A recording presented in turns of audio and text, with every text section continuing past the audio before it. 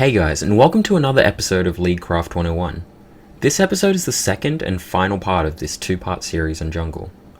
In the previous episode, I talked about the mechanics of jungling, in particular your first clear, the jungle priority chart, how to gank properly, minion crash dives, invading, and keeping your lead. In this episode, I'll be talking about how to carry a game as jungle by using these techniques, as well as run through an example game. The two most important things for a carry jungler are levels and gold.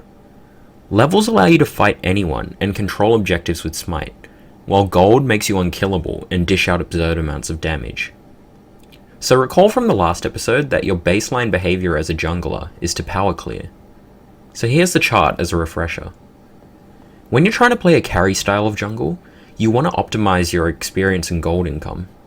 This means that for the most part, you're only going for ganks that have very close to 100% success rate, and you're spending the rest of the time power farming or invading. This also means that going for a gank just to burn a flash usually isn't as good, unless you know that you can 100% convert on the gank next time, and that they will be able to get ganked. So most of the 100% ganks are minion crash dives, ganks when an enemy is burnt flash and I still have flash, ganks where the enemy's overextended, and ones where the enemy is commonly using their gap closer to trade. So you want to prioritize these very highly on the decision tree. The biggest mistake I see from junglers in lower elos is that they try to gank too much or they gank losing lanes. This leaves them underleveled by committing to ganks that aren't giving any immediate reward. So instead of trying to stem the bleeding of a losing lane, try and get one of your winning lanes ahead so that they can contest the enemy lane that's ahead later, and choose preferably one that counters the enemy winning lane. So for example, let's say you have a Zed in mid lane and the enemy Jinx is feeding off your bot lane. So instead of trying to stop your bot lane from dying over and over again, make Zed equally fed and he'll have no trouble murdering Jinx every teamfight. At that point, it doesn't even matter that your Sivir is 0-5 or whatever.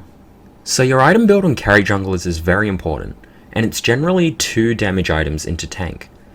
It's also quite good to build hybrid damage tank items so that you're unkillable while dealing more damage. So these are items like Rylaze or Abyssal on Elise, or Black Cleaver, Titanic Hydra on AD junglers like Rek'Sai.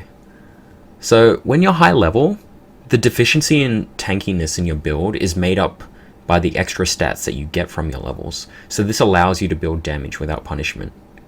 So I thought I'd do something a bit different today and illustrate some of the points from this and the last video with a run through of a jungle game that I played. So in this first spot, Poppy is quite overextended, and since she's Poppy she has no escape ability, and the lane is over the halfway mark. So if the lane is over the halfway mark, regardless of whether they've warded or not, if I'm patient and I wait for Poppy to trade before tripping the ward, the gank will succeed. As I start to walk up, she uses her E, and now she's definitely dead. I also make sure to tax the wave so that I can get ahead and spread my influence elsewhere. In this second spot is the standard post-gank power farm.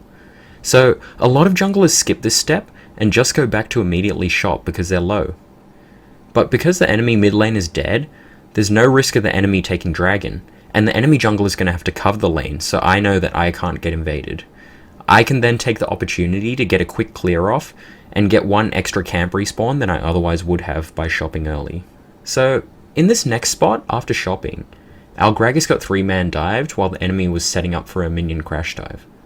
So I have 2 choices here. I can either go to dragon because I know their team is topside, or I can go to top and hold the lane.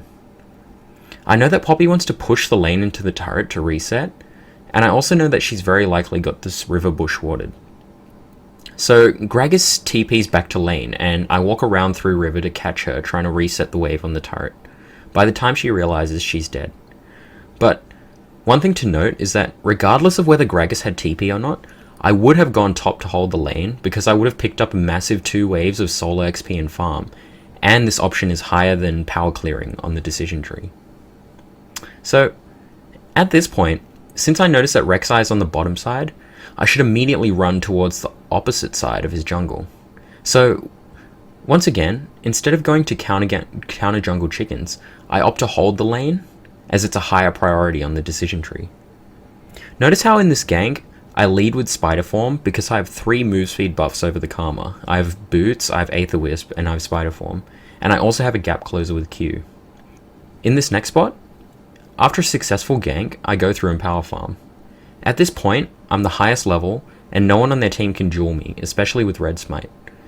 But while power clearing, I notice that Rek'Sai is topside, so I go to counter gank, as it's the highest priority on the jungle chart. The enemy team botches the gank horribly, but in case they did it well, I would have been there to bust them anyway, and double kill if they committed hard. Notice that if they committed hard and we double killed them there, the game would have very likely been over. So, in this next spot, since Ori is dead, I once again make a beeline to mid lane to hold it for the solo XP, and then I try and do my power farm cycle again, as there's nothing of higher priority. But at this point, I notice that their whole team is roaming bot, so I should go to help as well. In this team fight, the Karma commits too hard for the Sivir and ends up dying, but Rek'Sai tries to flash kill Sivir. Since we're down in numbers at the moment, the best thing to do is just peel back and stall for the Orianna to come. I luckily managed to repel the killing double shot and red smite the Lucian before he kills me, and we managed to win a pretty crucial team fight. Instead of backing here, once again, I opt to go for the power farm to maintain my level advantage and get the camps to respawn again. And instead of going to Gromp, I notice that Rek'Sai is top, so he can't use ultimate, and that Karma is still at bot. This leaves mid tower open, so I head on over to take it really quickly. And after taking the turret, we still notice that Rek'Sai is at top lane, so I can safely invade. Though we run into Poppy, but with Red Smite's damage reduction, she has no hope of killing me, especially since I have Flash. So now, in this final spot, I'm now the richest and the highest level, and no one on the enemy team can duel me. So I swap into the red trinket with the aim of sweeping out Baron to get a pick with Elise Cocoon or Blitzhook to end the game. And I run into an enemy Karma who is a free kill. And after Karma dies, they shortly surrender. So that's it for this video.